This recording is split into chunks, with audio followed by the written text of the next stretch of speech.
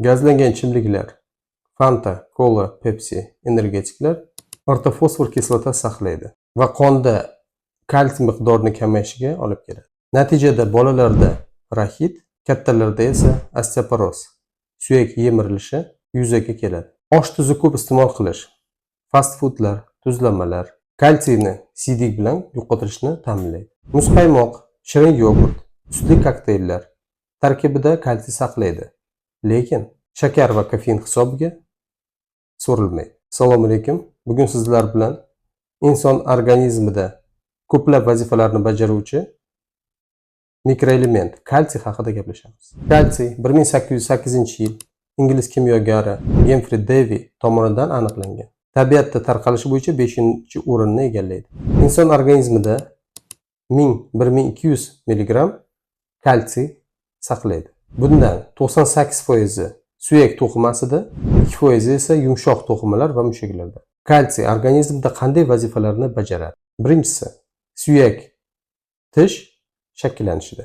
Ikkinchisi, nerv va nerv mushak impulsi o'tkazuvchanligi shakllanishida. Uchinchisi, qon tomir tonusi, yurak ritmi boshqaruvida, qon tomirlar devori o'tkazuvchanligini kamaytiradi. To'rtinchisi, soch, tirnoq, teri holatini boshqarishda. Beshinchisi, yallig'lanishga qarshi ta'sirga ega. Misol, ari chaqganda va artritlarda kalsiy og'riq qoldiruvchi ta'sirga ega. Oltinchisi, reproduktiv funksiya. Yettinchisi, ishqor kislota muvozanatida ishtirok etadi, ishqorli tomonga. Sakkizinchisi, sensor tizim funksiyasini ta'minlaydi, eshitish va ko'rish. To'qqizinchisi, siydik chiqaruv tizimida ishtirok etadi. O'ninchisi, immun tizimi funksiyasini aktivligini oshiradi. 11-si, qonni ivishida ishtirok etadi va boshqalar. Inson organizmida kalsiy almashinuvi qanday kechadi? Kalsiy ovqatda fosfatlar ko'rinishida bo'ladi. O't kislotalari natriy tuzlari kalsiy bilan eruvchi tuz birikmalari hosil qiladi va ichaklar devoridan o'tadi. Vitamin D ni aktiv formasi 1,25 dihidroksixolikalsifferol ichak hujayralarida kalsiy bog'lovchi oqsil ishlab chiqishini ta'minlaydi va kalsiy ionlarini so'rilishida ishtirok etadi. Kalsiy so'rilishi ovqatdagi miqdoriga bog'liq.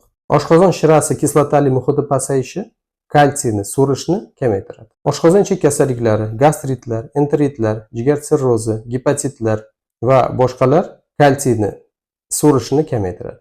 Quyidagilar kalsiyni organizmda o'zlashtirishini pasaytiradi. Birinchisi, ovqatda fosfor kislotasi ko'pligi kalsiyni o'ziga bog'laydi va so'rilishni qiyinlashtiradi. Fosfor kakao, soya, letsitin, jigar, drojjilar tarkibida ko'p saqlanadi. Ikkinchisi, to'yingan yog' kislotalari miqdori oshishi. Yarim tayyor mahsulotlar iste'moli kalsiyni yog' kislotalari bilan bog'lanishi va erimaydigan sovunlarga hosil bo'lishiga sabab bo'ladi. Uchinchisi, oziq tolalari, kletchatka, meva va sabzavotlar tarkibidagi uron kislotalar kalsiyni o'zi bilan bog'lab oladi va so'rishni kamaytiradi. To'rtinchisi, fitin kislota o'simlik oziq-ovqat mahsulotlarida saqlanadi. Bug'doy kepagida ko'p miqdorda bo'ladi. Beshinchisi, ismaloqda kalsiy erimaydigan oksalat tuzlar ko'rinishida bo'ladi. Natijada 5% kalsiy so'riladi xolos. Kalsiyning yaxshi manbalariga shalg'am, karam, brokkoli, patna ko'katlari kiradi, chunki bular tarkibida shovul kislotasi kam. 6-si, soda va boshqa ishqorlar oshqozon shirasini neytrallaydi. 7-si, ko'p shirinlik iste'mol qilish ishqorli ichak fermentlarini ishlab chiqishni stimullaydi. Natijada kalsiy so'rilishi kamayadi. 8-si, vitamin D oziq-ovqat mahsulotlarida yetishmovchiligi. Kalsiyni so'rishini kuchaytiruvchi oziq-ovqat mahsulotlar haqida gaplashamiz. Birinchisi, laktoza, ona suti va sun'iy sut tarkibida chaqaloqlarda kalsiyni so'rishni yaxshilaydi. Kalsiy tarkibida laktoza saqlovchi sun'iy sutda 60% so'riladi. Laktozasiz sutda 36% so'rilishi. Laktaza fermenti qo'shilganda 72% so'riladi. Oziq-ovqat mahsulotlarida oqsil yetarli bo'lsa, kalsiy 15% so'riladi. Yetarli bo'lmasa, 5% ga pasayadi. Chaqaloqlarda ona sutidan 65% kalsiy so'riladi. Sun'iy sut aralashmalaridan 50%. Qon zardobi 2,5 millimol litrga kalsiy saqlaydi. Ikki xil ko'rinishda bo'ladi. Bog'langan oqsil bilan komplekslar va ionlashgan ko'rinishda. Oqsil bilan komplekslar kalsiyni depo formasi hisoblanadi. Qon zardobidagi kalsiyni 40% ni tashkil qiladi. Ionlashgan kalsiy 1,3 millimol litrga 45% ni tashkil qiladi.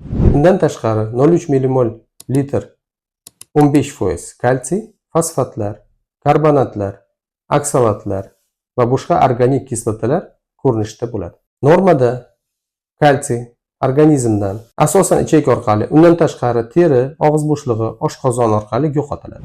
Inson organizmida kalsiy miqdorini doimiy ishlab turish tizimi bor. Bunda kalsiyni ehtiyojiga qarab ovqatdan olishga, ovqatda kam bo'lsa suyaklardan olishga va suyaklarni mo'rt va sinuvchan bo'lishiga sabab bo'ladi. Kalsiy almashinuvida paratgormon, kalsitonin, vitamin D ishtirok etadi. Undan tashqari glukokortikosteroidlar, qalqonsimon bez gormonlari, bo'y o'stirish gormoni, insulin va estrogenlar kalsiy almashinuvida ishtirok etadi. Kalsiy yetishmovchiligining klinik ko'rinishi. Chaqaloqning organizmida 30 gramm kalsiy mavjud.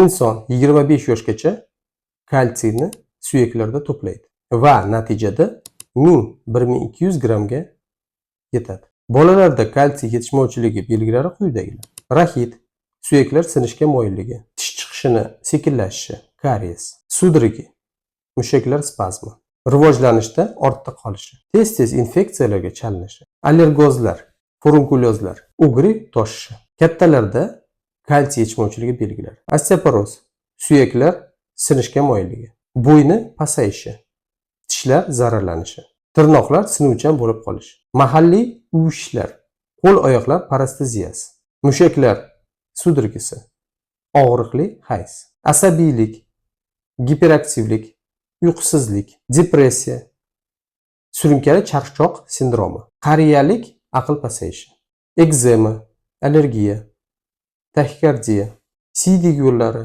oshqozon ichak trakti, nafas yo'llari tizimi, shilliq qavatlarida surunkalik yallig'lanish tezlashishi, gastroezofageal refluks kasalligi. Kalsiyni kunlik ehtiyoji 18 yoshdan 60 yoshgacha 1000 mg sutkasiga. 60 yoshdan kattalarda 1200 mg sutkasiga. Homiladorlikning ikkinchi yarmida kunlik ehtiyojdan tashqari 300 mg kalsiy kerak. Emizikli onalarga 400 mg qo'shimcha. Quyidagi holatlarda kalsiyga ehtiyoj oshadi. Sportchilarda, ko'p terlashda, glukokortikosteroidlar va anabolik gormonlar qo'llashda. Kalsiy oziq-ovqat manbalariga kiradi. Birinchisi, ko'p kalsiyni inson sut mahsulotlaridan oladi. Sut, pishloq, qatiq.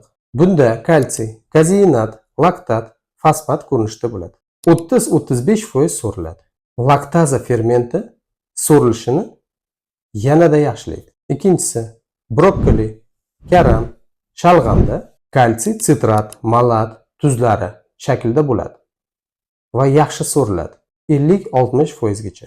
Yong'oq, kunjut, bodom, chiya urug'lari tarkibida kalsiy fosfatlar va oksalatlar shaklida bo'ladi. So'rilishi past bo'ladi, 10-20%. Lekin miqdori ko'pligi sababli foydali hisoblanadi. To'rtinchisi, konserva baliqlari suyaklari bilan kalsiy tabiiy gidroksiapatit ko'rinishda bo'ladi va yaxshi so'riladi. Beshinchisi, don mahsulotlari va do'kaklilarda fitin kislota bilan bog'langan bo'ladi. So'rilishi past bo'ladi, 5-10%.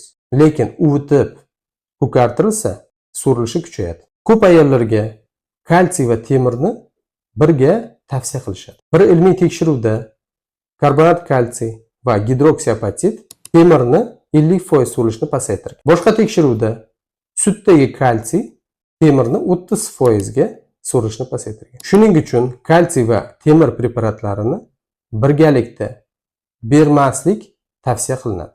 Kalsiy preparatlari osteoporozni davolash va profilaktikasida ishlatiladi. Kalsiyni sitrat, malat tuzlarini berish kalsiy karbonat tuzidan afzalroq hisoblanadi. Chunki kislota muhiti past bo'lsa ham yaxshi so'riladi. Lekin kalsiyni oziq-ovqat mahsulotlaridan olish undan-da afzal.